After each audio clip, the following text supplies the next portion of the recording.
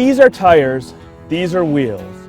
Most people are not very familiar with either one of them. They spend more time researching what movie they're going to watch than what kind of tires they're going to put on their car. Tires are the only thing that touch the ground in a car, and they're pretty important. We wanted to find out more about how Dodge chose the tires and the wheels that they put on a Viper. So I'm the manager of vehicle dynamics for SRT, so I'm in charge of all of our SRT vehicles, how they ride, handle, steer, drive. So those components, the tuning of the components, basically, flip the car over and look at its dirty side, right? Wheels, tires, brakes, steering, suspension, of course, shocks, sway bars, all those things that give the car its driving character, with the exception of the powertrain, although when it affects the dynamics of the vehicle, we get involved with powertrain things as well.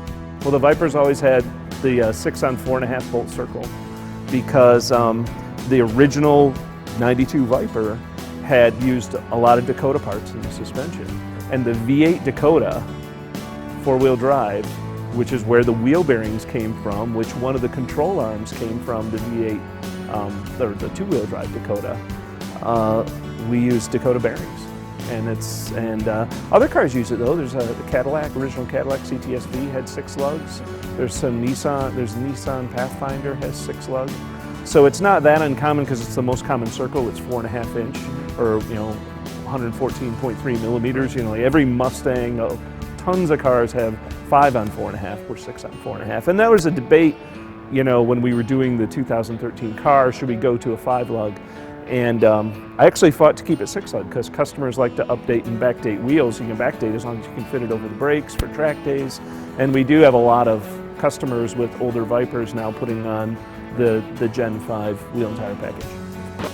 Well, tires are one of those things that people don't realize how tuned they are for a specific vehicle. Really, every car, it doesn't matter whether it's an SRT or a Jeep Renegade, the tires are specifically tuned for that vehicle. We work with the manufacturer of the tires, we tune the construction, the compound, everything related to that tire to hit our targets, whether it's for rolling resistance on a non-performance car, things like that.